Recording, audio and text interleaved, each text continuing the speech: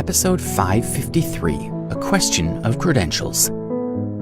A case like Kira's only came along once in a doctor's career, so everyone wanted to be the one to find the breakthrough that would save her life.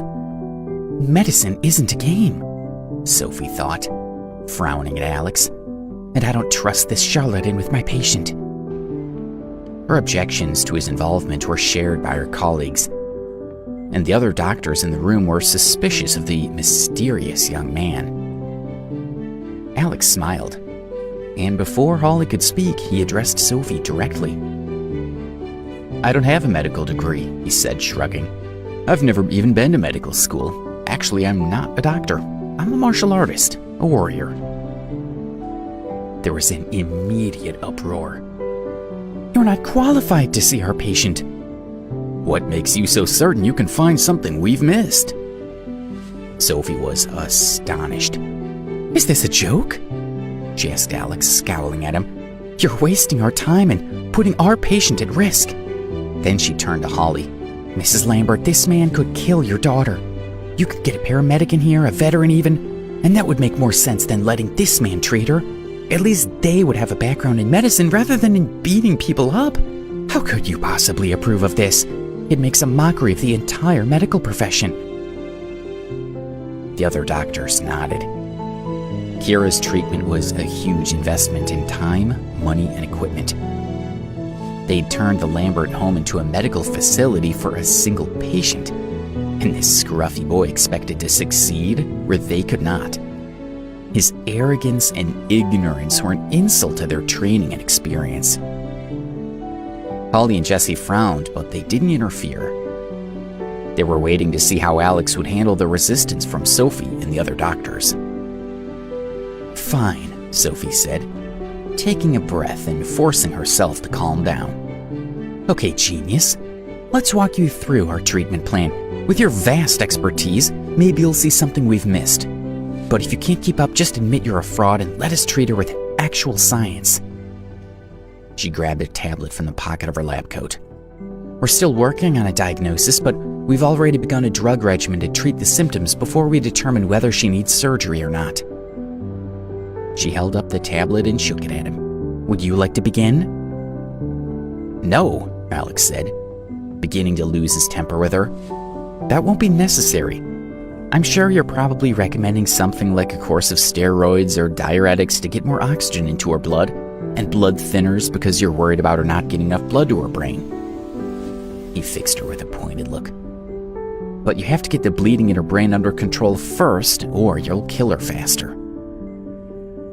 Sophie's jaw dropped. How could you know that?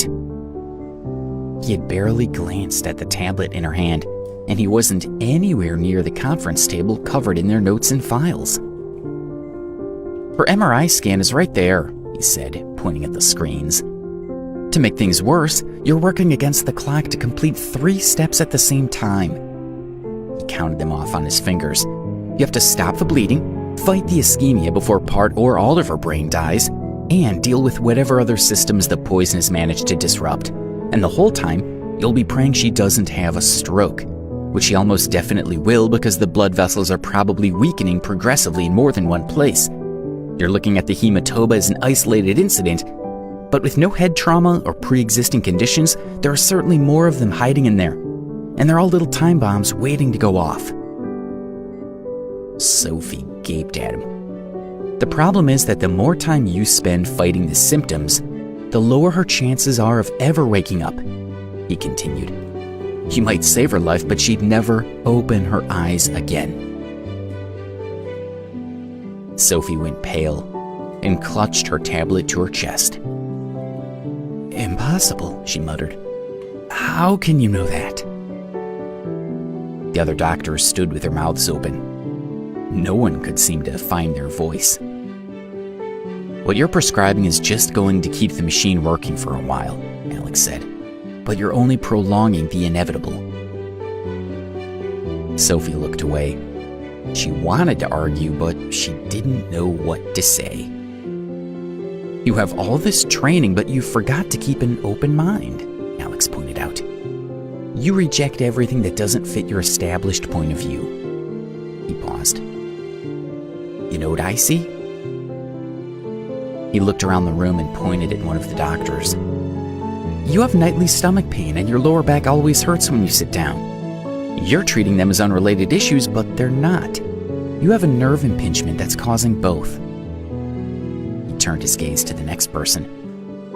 You have Parkinson's. Your dopamine levels are all over the place, he said before moving on to the next person. You get night sweats, but you've convinced yourself that all you need is a new air conditioner.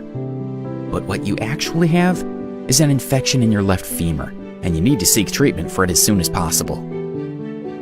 His gaze settled on Sophie. And then there's you. Despite herself, Sophie held her breath, but he just smiled.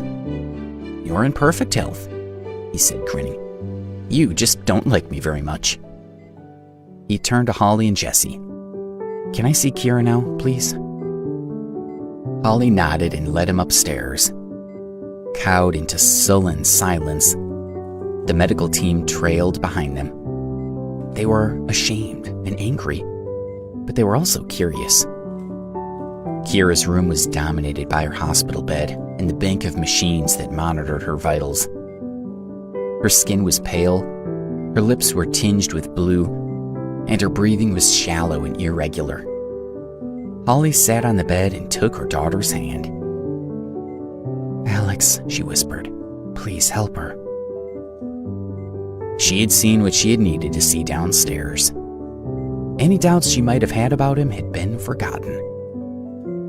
Alex nodded and stepped forward, taking Kira's other hand and closing his eyes. He reached for her essence and watched it move through her body. It was sluggish everywhere, but nowhere more so than her central nervous system.